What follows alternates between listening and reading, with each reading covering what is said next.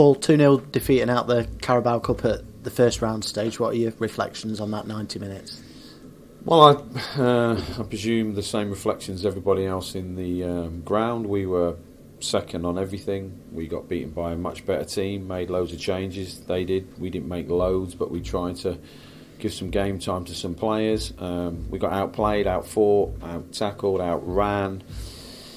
And we played the same shape, but it didn't look like it. We didn't have anyone at their best today. That's obviously down to me. It's my job to motivate the lads prior to a game, but we just looked undercooked and out of sorts. I thought there was moments in the first half we looked okay, but the first time a cross comes in, you've got three centre-halves and someone pokes it in. That's a massive problem. We're too deep. We got outrun in the midfield, outnumbered in the midfield as well. So as bad a performance as you can get, we got it in the first half. I'm not making any excuses. I'm part of it. I'm not saying that I'm part of it. I'm a big part of it. So first half was disgusting, and rightfully so. We got booed off. I've never managed a team that's got booed off at half time before, but I would have been entitled to start the boos myself, so I wasn't best pleased, obviously. No, but in fairness, none of the players are best pleased. They don't want to underperform and get their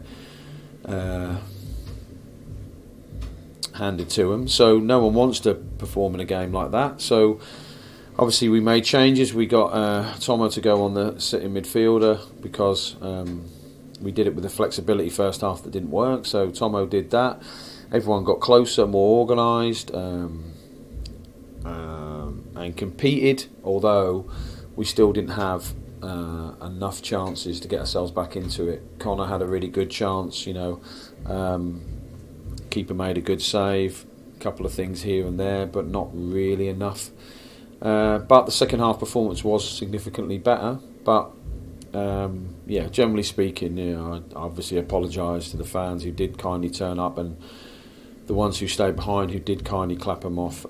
Massive respect for that, because I'm not too sure the performance merited it. There were a lot of things in the first half that clearly you felt were seriously wrong.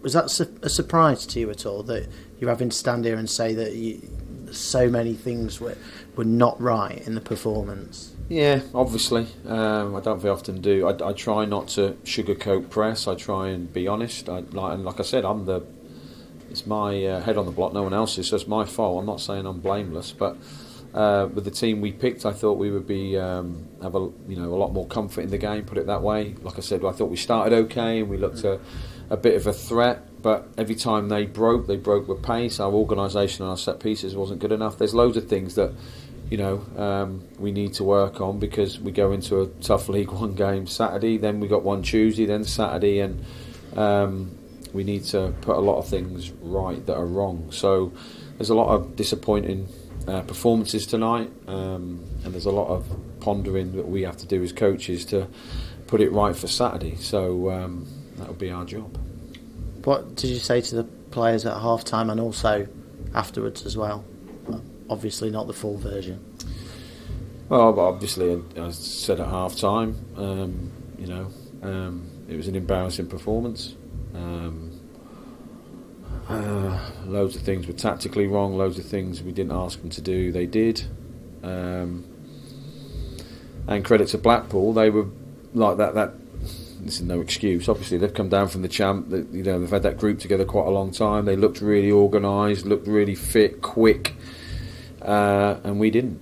That's the honest truth, and I told them that. So it's not my job to lie to them and sugarcoat. It's my job to tell them the truth. So I did, and after the game, I thanked them for their efforts second half. But fundamentally, it didn't look like we were ever going to score, and there were still certain things in the second half that we weren't best pleased about, and we obviously have to get significantly better. Like, we lost the game Saturday with a couple of mistakes.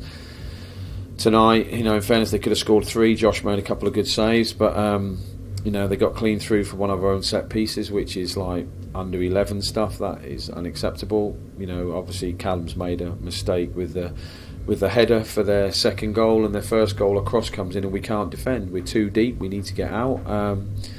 So fundamentally, we made mistakes and we got punished for them, and so we should. At the most, I've never seen it before since I've been here.